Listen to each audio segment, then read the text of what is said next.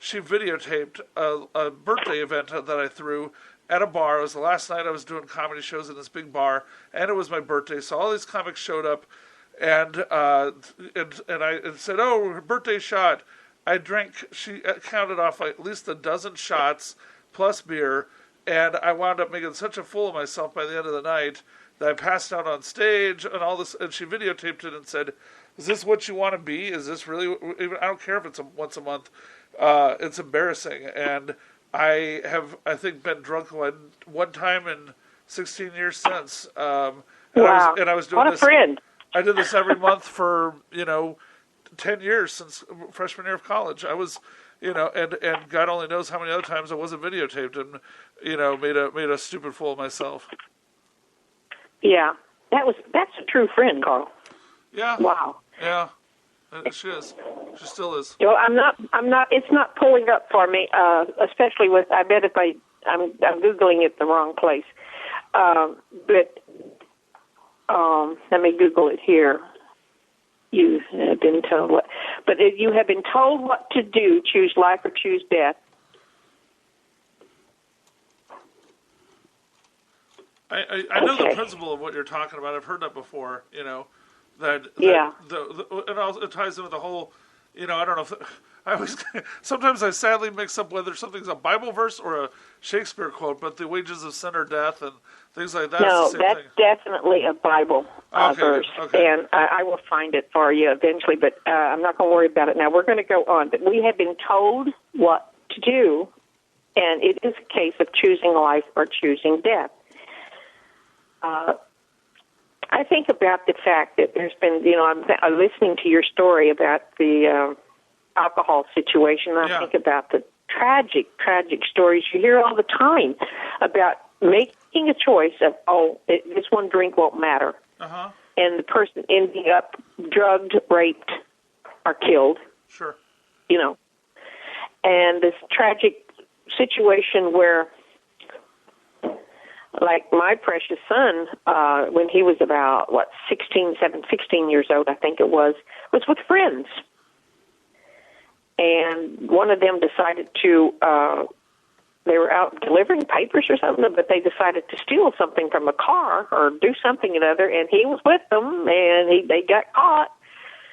And so the next thing I'm getting a phone call, he's in jail. And my reaction to it is, okay, you sit there overnight. I didn't go get him out. But anyhow, it was really tragic. It was really sad, but he learned from it. He's an awesome person to this day. But I guarantee you, parents should not, but parents should not be going there, oh, you should not have done that to my precious beloved child. You need to understand that they come from a lower poverty area, and therefore their behavior shouldn't be expected to be. They should be excused from bad behavior, maybe? I don't know. It is really sad that of all the messes that's going on in the world, that we seem to be becoming more and more, we need to be more understanding and not be holding people accountable for their bad behavior. And this is not good. But anyhow, I need to get away from that before I say any more. Oh, I was going to say just really quick that right now it's a very difficult time for people to speak up and say, was there any accountability for the behavior of the young man who was shot in Ferguson? I don't claim to know the whole story of what happened. I don't really. There know. wasn't. But the thing was, what I was going to say is that one person who had a lot of guts is catching some heat.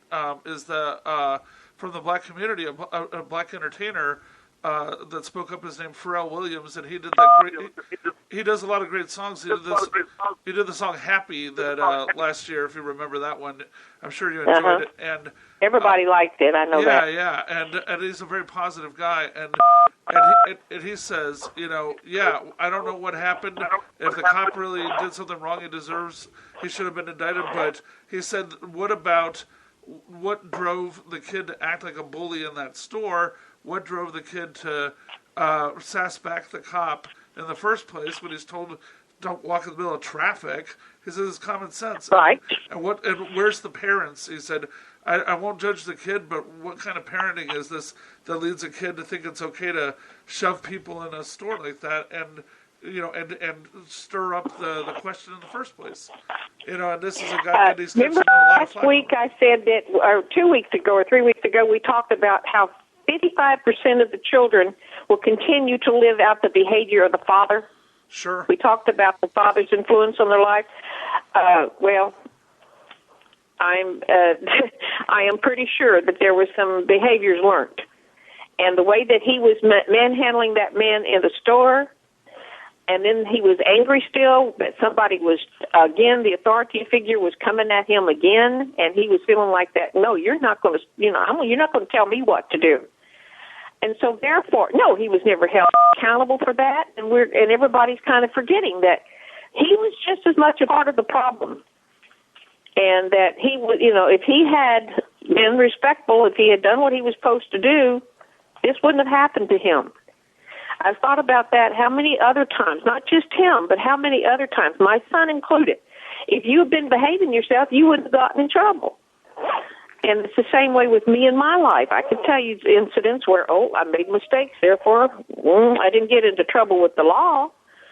But I didn't have the outcome that I wanted in maybe that day or something like that. Had a car accident maybe, or I dropped something and broke something because I was too angry or mad and just not paying attention to what I did. And one time it was just a simple case of taking care of somebody, and because my mind wasn't into it, we almost did something wrong here.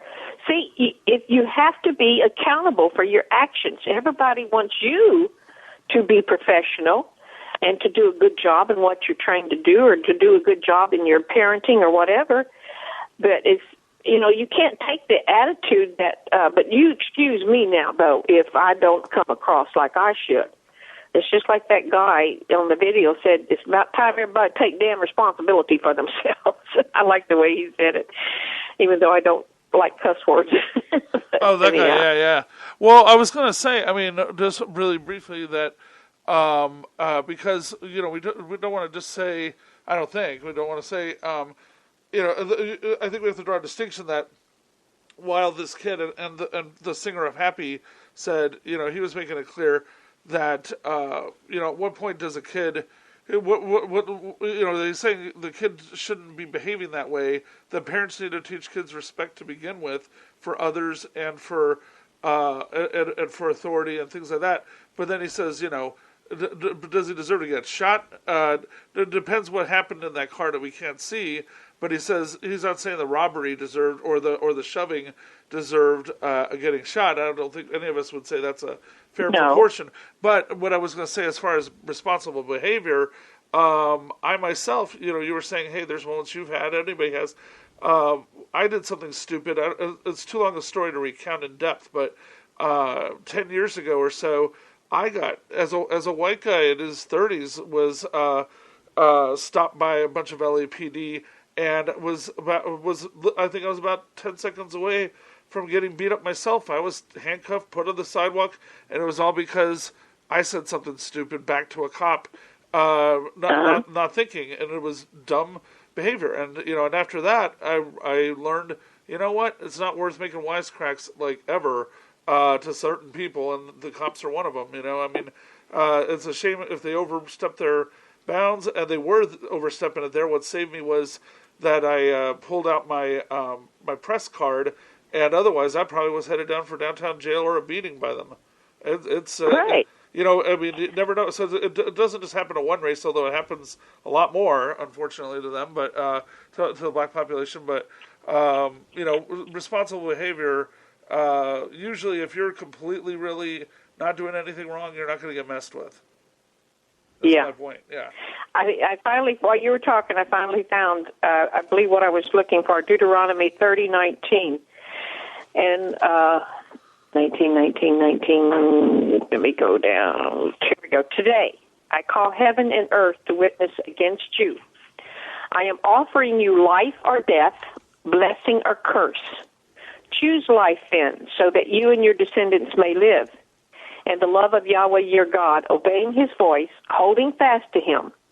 For in this your life consists, and on this depends the length of time that you stay in the country which Yahweh swore to your ancestors.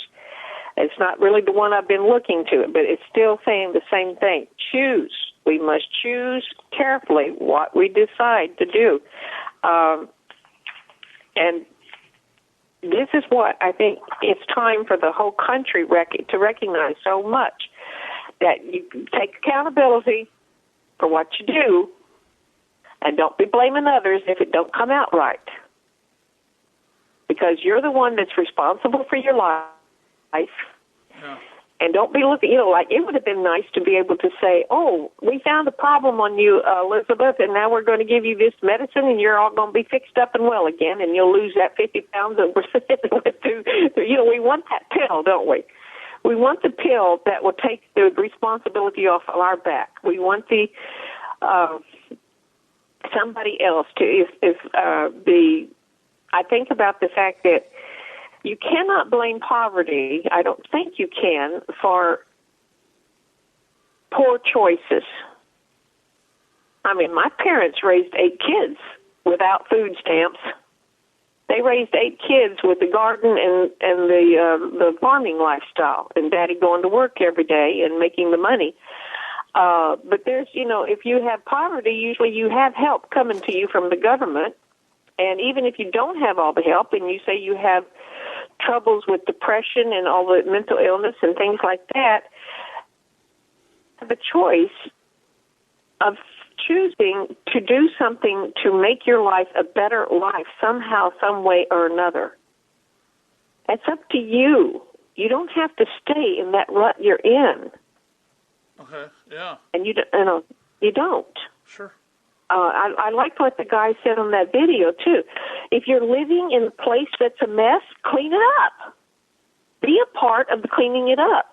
And then he also said, and you know how you go out there with all your cell phones and you take pictures of what you think is somebody else is doing wrong? He says, why don't you take pictures of people selling drugs in your place and take them to the police so that they can get those people off the streets? Yep. And he said, don't be afraid to be a snitch. He says, you don't want to be a snitch? You'd rather be living in that mess? And that's part of the problem, too. People do not want to stand up and say, hey, this is going over here because they're fear. Oh, it's easy for me to be what do they call that, the coach sitting in the recliner? Oh, yeah, the quarterback, the armchair quarterback. Yeah. It's easy for every one of us to say, here's what we need to do. But really the truth of the matter is what we really need to do is take a look at our life and say, I'm responsible for me and only me.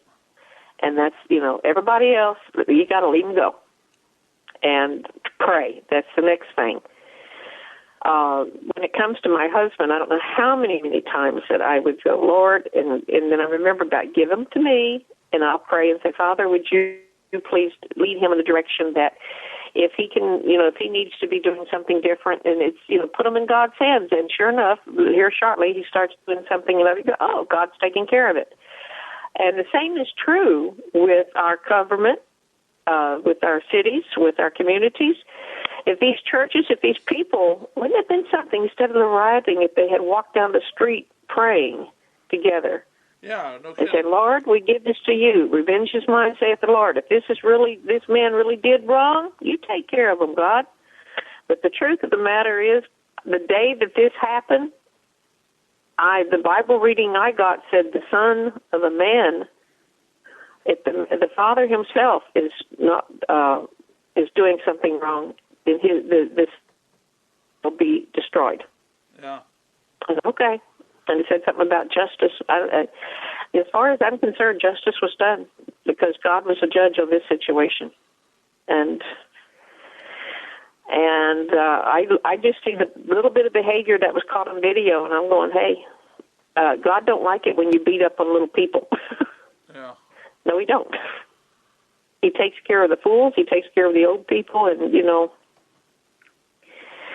I don't know. Okay. I'm looking at the time. I'm watching our time out here. Yeah, you started late, so don't forget. Yeah. Okay. This is what we're be looking at today. When you come to serve me, you must take up your cross